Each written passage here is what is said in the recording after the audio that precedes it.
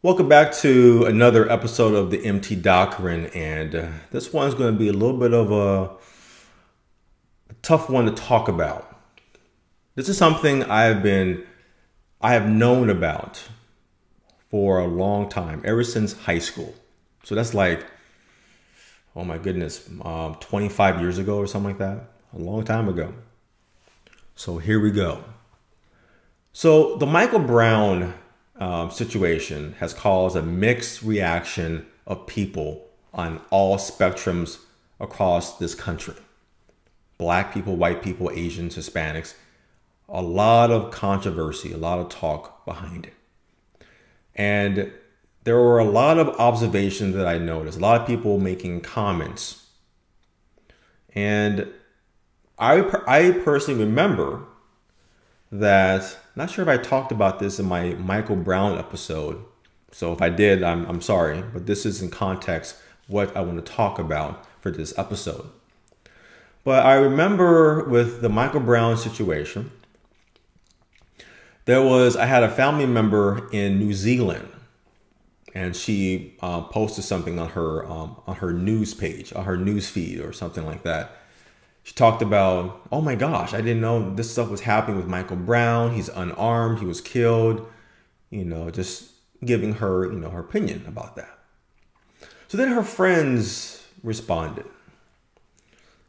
They were very short answers like, yeah, it's bad. Or, yeah, I agree. Very basic answers.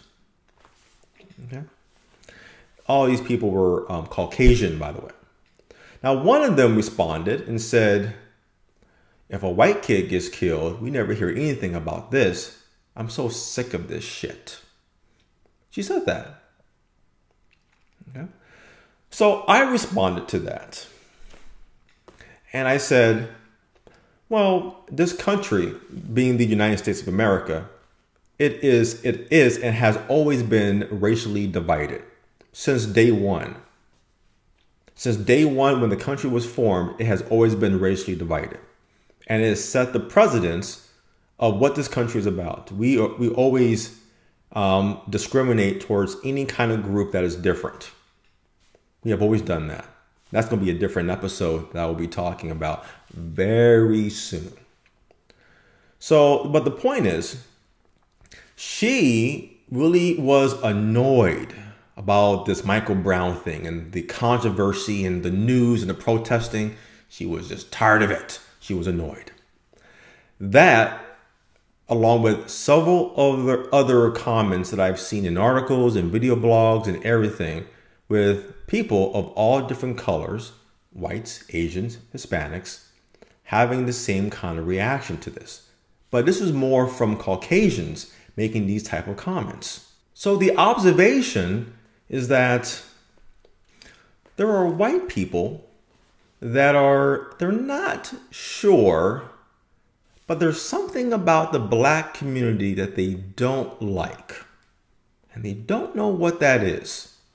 And the Michael Brown situation really brought that into light. There's something that they're trying to figure out, but they're treading very lightly. They're not sure what it is. But there's something about the black community that they don't like. What could it be? Well, this is an observation that I have noticed for a very long time, ever since, as I said, high school, probably even younger than that. And, okay, so here it is. So everyone for the longest time has unofficially identified that within the black community in this country, that there are two types of black people. You got the good ones and you got the bad ones. Comedians joke about this all the time. Black comedians like Chris Rock. Actually, the performance that made him very, very famous. He talked about there's black people and there's the N-words. The N-words has got to go. Michael Scott made a joke about that in one of the episodes on The Office. That is really the unofficial thing that everyone in the country knows about, including black people. That there's the good ones and that there are the bad ones. my wife, so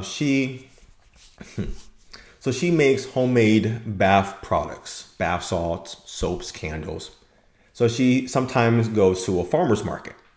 Okay, true story. This happened. So was at one particular event, and it's on a Sunday, and the guy next to her, I guess he sells vegetables and things like that.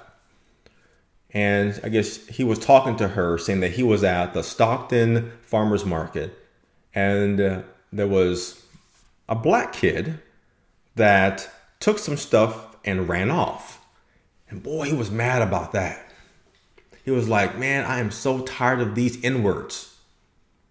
He said the actual word.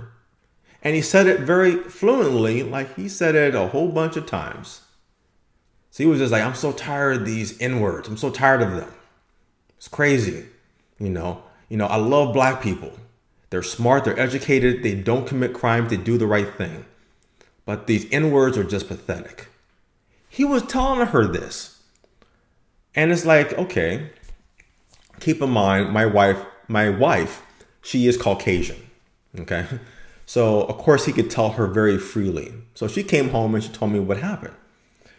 So she was like, okay, he was very blunt about that. And it's like, okay, well, yes, he's talking about the good and the bad. I don't know if he should actually, I'm like, okay, I'm not going to put any judgment on that. A lot of people feel that way. There are lots of videos on YouTube. I saw this one article on the Young Turks many years ago about these two Caucasian girls in high school talking about there's the good ones and that there are the bad ones, and they got in trouble from their high school. There are tons of things out there.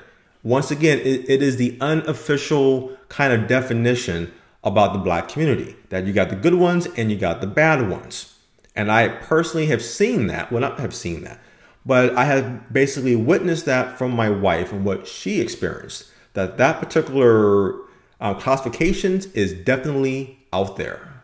So once again, there is something in the black community that white people and other races that they don't like, or that they don't understand and they want to figure out. Well, the reason why you don't understand it is because there is not two types of black people. There are three types of black people in this country. Okay, so what are they? So all of us, we identify and we know about the good and the bad. That would be a type 1 and a type 3. So a type 3 is the bad group, what you will call the N-word. These are people that commit crimes, they steal things, they sell drugs, they do violent activities, they get involved with gangs, bad things.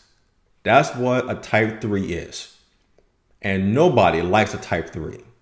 Even black people, we do not like a type 3. It gives a bad impression of the other black people. It's bad. I remember in my particular neighborhood, there were some black guys that were that actually broke into a couple of houses. And the neighbor, which is a sheriff, he said, yes, we found out it was basically a couple of black males that did these crimes. And I felt a little embarrassed, like, oh my goodness, here's the black people doing criminal activities. You see a lot of webcams, of what? You see black people trying to break into people's houses. This had nothing to do with the media. This is the reality. Or the knockout game. They're black. That's really I feel embarrassed because of those particular people. Because they're type 3s. They're bad people. That's what bad people do. So everybody does not like a type 3. Then a type 1 black person is a good person. They're the ones that go to college and they get educated. They get good jobs. They go very high in their career. They don't do criminal activities. No, they don't steal things. They don't do drugs. I'm sorry, sell drugs. You can still do drugs. They don't sell drugs. They don't get involved with the gangs, all the bad criminal stuff. That's not what a good black person does. They contribute to society. So you're like, okay, so what's a type 2 black person? Well, a type 2 black person is also a good person. They go to school, they're educated, they get jobs, they do very good in their jobs, they don't do criminal activities, they also contribute to society. So you're probably thinking, well, what's the difference then between a type 1 and a type 2 black person? And that is where the difference really comes into play. A type 1 black person, once again, is a good person that is educated, has a good career. They do not do criminal activities, a normal, good contributing person to society. But a type 1 black person, it is a person that sees themselves as an American. They live in this country, which happens to be black. In other words, they are not centric around color or black or white. That is something that is not important. It's something that is not talked about or emphasized with a type 1 black person. They care about what is important with the person, the character. That's what's important for them. Now to get to a type 2 black person. Once again, they are a good person. Educated, the education, they have good careers, they contribute to society, and they do not do criminal activities. But that type of black person, they see themselves as a black person that happens to be an American. In other words, they are centric around black culture and black advocacy. There are big components, big driving force around black culture in this country. And they will fight every battle that exists if it's anything about injustice or inequality towards black people. They will fight it, and they're not scared to back down from that belief. It could be the smallest thing. It can be like a quark inside of a proton of the nuclei of an atom. A tiny little thing. They will fight that battle. Or it could be the largest thing, like the size of the universe itself. They will fight that battle. That is the strongest component that really separates a type 1 and a type 2. The type 2, it is based on color. A type 1 doesn't focus on that. So here's an example. A type 1 black person will say, here's a bottle of water. Okay? And they can say, and let's say that this bottle of water represents skills. Like, these are my skills. I have these kind of technology skills, this and that. So they're like talking, say, hey, look at this, look at my skills. So people are looking at the skills of the individual. So they see them based on their skills. Now let's flip the script. A type 2 would say, look at the bottle. Look, this bottle is black. It's a black person. Look at this. So now they're looking basically at your color. They're not looking at your skills. They're focused on your color. And that could lead to other kind of stereotypes and other thinkings about the person, though. You're not having them look based on what's on the inside, your skills, your assets. They're looking at your skin color, and they're making assessments based on that. That is the actual viewpoint, the actual outlook of what a type 1 does and what a type 2 actually does. Now, this community here, they sometimes definitely kind of, they have always bumped heads together. A type 2 would usually call a type 1 an Uncle Tom, a sellout. Oh, he's acting white. That's what has always kind of happened with the type 2 and how they describe a type 1. But that recently changed, because let me give you another example about a type 1 and a type 2. Politicians. Barack Obama is a type 1. If you see during his campaign, for everything that he does, it was never about color. It's about the American people. Everything has always been based on that. He never made it about color, about black people, this and that. And he has never been known for that outside before he even became president. When he basically was senator of Chicago. That never happened.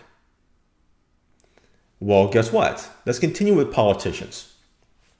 Al Sharpton, Jesse Jackson. They are good people. Okay, they don't commit crimes. They're very intelligent. They're very smart people. But they are type 2s. They are black advocacies. And you remember, they both ran for president for the primaries. But they did not get even remotely close in the primaries. Because they're saying, look, I'm black. And that's very distracting to the American people. Because you got to look at their best interests. Because again, America, there's people of all different colors, different races, different economic classes, different sexual preferences, different ages. We have to represent all of them. But Jesse Jackson and Al Sharpton, they have always been identified as pro-black and for black advocacy, though. That does not work for any presidency. That is a turnoff to people in the country. So that's why you see that Obama, he got as far that he became president because he is a type 1. And I definitely saw that after he became president, the type 2s, they understood what is happening in the country. And it was kind of like a agreement, and it unified a type 1 and a type 2 together. They finally understood that a type 1, they're not ashamed that they're black. They just don't emphasize color. They don't. They just emphasize the individual, the person. That's all that really, really matters. So now we circle back to what I was talking about initially. I talked about that this country, mainly Caucasians, that there's something about the black community that they don't like. Well, they do not like the type 2 community. They get the impression, this is my observation, okay, of course, it's my opinion. I get the impression that they look at the type 2 community as people that whine and complain all the time. They will always cry foul. And whenever something happens, they kind of roll their eyes going, here we go again. They're complaining about something else. That is the impression that I see whites, Asian, and Hispanics constantly, how they view the black community. But they're viewing it towards the type 2 community, which are advocates towards black equality all 100% of the time. They're passionate about that. And they will fight that. And they have done that for a very, very long time. But the country I'm getting the impression that the country is getting tired of that. They're seeing it as whining babies that can never seem to be settled down. Now, I know it's pretty harsh, but that's kind of the impression that I usually see. And why when they write comments, it shows that way. It shows that they're rolling their eyes. I remember I was in college and I was part of the engineering program. It's not a lot of black people in the engineering programs. If they are, they're usually type 1s that I usually encounter. And so most of my friends in college were Asian because Asians usually are in engineering related classes. Okay, I'm not saying that's good or bad. Why aren't there more blacks? That's a different conversation. I don't care why blacks are not in engineering. I'm just saying that in my engineering classes, I was the only black person there. They were all Asians. But I got the highest grades. So that means something, right? Anyway, so one of my Asian friends, he said, this was, I think, my junior year in college. And he said, I have a question to ask you. He said, you know me for a long time, for a couple of years. You know what kind of person I am. So I don't want you to think anything about my question. I just got to ask you something. I said, yeah, man, go for it. Okay. His name was Sam. He said, why do some black people, he said, not all, why do some black people always seem to complain about or fight over everything? He said that to me. And I'm like, okay. And again, in the back of my head, I always known that there were 3 different types of black people. I've always known that. I just never had the platform of really talking about it freely like I can do now for my channel, the MT Doctrine. But he said that. He said, I don't understand it though, right? Because, a lot of black people complain about anything that happens about injustice. But a lot of injustice happens for Asians, but we don't really complain about or advocate or be advocates about it all the time. It feels like it happens all the time for black people, but you don't do that. So he says, is there something I'm not understanding? This is what my friend said to me. And he wasn't drunk, and I said, so here's what I told him. I said, well, there are certain black people that are very passionate about culture and about equality. They're very passionate about that. This country has a history of discrimination. If the United States was a person, okay, it represents a person, that person would have a large gaping scar from his neck down the body, down to the leg. But we cover it up with shirts because, hey, we're the United States. We're perfect. That scar is slavery that this country has had. That's a very dark time for this country. The things that happened for slavery.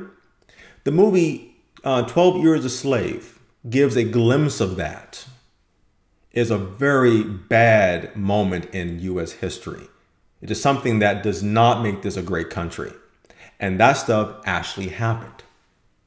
It never happened like that for Asians. Yes, they were put into camps during World War II. Okay. Yes, the Native Americans were slaughtered. That's a bad incident as well. Actually, there's many incidences here. So I'm not going to compare to say which one was worse or not. They're all bad. So I'm not going to go there. I'm going to stop right there. But, so the history of what happened in this country with black people are not going to forget that. Hell no. They're going to make it very clear that this country knows about how it treated its own people. And that's what the Type 2 represent. They represent, you are not going to let this one slide. We're going to keep bringing this up until the wheels fall off. That's why I don't personally have a problem with the Type 2. Now keep in mind that I'm not saying that a Type 1 has no interest in black culture. That's not true at all. I have always had very strong interest with Malcolm X. I've always enjoyed Malcolm X, but I probably liked him more when he did his trip to Mecca and he came back. He was a different person. And probably because before he went to Mecca, and basically he was really just a Type 2 black person. He wasn't really thinking about the big picture. But after his trip to Mecca, he started to understand it's not about color. It's all about trying to basically align and being part of the country and being neutral about it. He started to understand what Martin Luther King Jr. was really all about. Martin Luther King Jr. is a Type 1. He really just wanted equality. It did not matter about color. He has always believed in that. You go to school, you're the same color. It doesn't matter. It's all about the person. That's why Martin Luther King was always a big threat for so many reasons. So I have interest in those characters. Now, yes, I don't talk about it all the time, but Type 1s do have interest in black culture, but it's not a strong emphasis that we talk about every single time. So I want to make sure I really give the respect of a Type 1 and a Type 2. Remember, they're both good people, but they are advocates for different reasons of what is important to them.